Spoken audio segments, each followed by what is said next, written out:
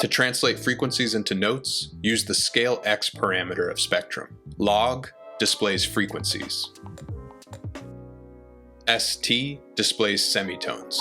Now, each vertical line represents one of the 12 notes, with each C note labeled. Built into Spectrum is a clue regarding how we should approach the different registers of our music. The graph is divided into 3 main sections. Section 1 spans from 12 Hz to 100 Hz. This is bassland, where the kick and sub bass live. Section 2 spans from 100 Hz to 1000 Hz. This is midland. The instruments you put in midland determine what happens in the third section, highland. Highland spans from 1000 to 10,000 Hz. If you put bright synths or crispy drum elements in midland, then highland becomes a busier place.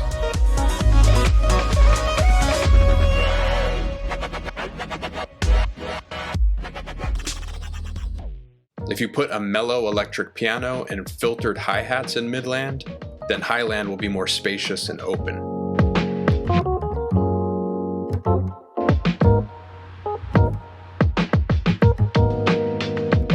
Think of it like pouring a carbonated beverage.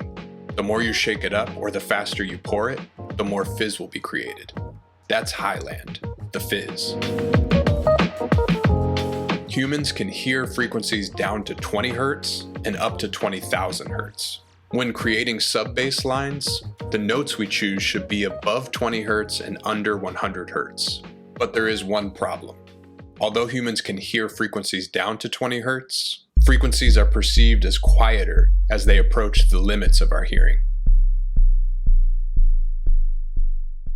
On top of that, speakers are not as sophisticated as the ear and can't produce the full frequency range that humans can hear. A set of high-quality speakers will produce frequencies down to 35 Hz, but the average speaker will only produce frequencies down to somewhere between 40 and 50 Hz. To make matters trickier, most listeners will be listening on earbuds or a Bluetooth speaker or some other non-professional audio equipment that won't produce frequencies nearly as low as 50 Hz. For these reasons, it is important to choose bass notes between 40 Hz and 100 Hz to increase the odds that your bass is at least mostly present on most listening devices. This has a big impact on writing bass lines. With 40 Hz as the limit, the lowest note option is E at 41 Hz. E 1 octave higher is 82 Hz. Well within the 100 Hz upper limit of the sub-bass register. In the key of E, there is at least one full octave of the scale entirely within the sub-bass register. The same is true for the note F at 43.5 Hz and an octave higher at 87 Hz. Also true for F sharp at 46 Hz, an octave higher at 92 Hz. And true for G at 49 Hz, an octave higher at 98 Hz.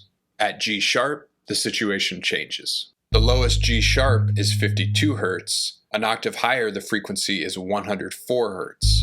This crosses the 100 Hz border of the sub-bass register.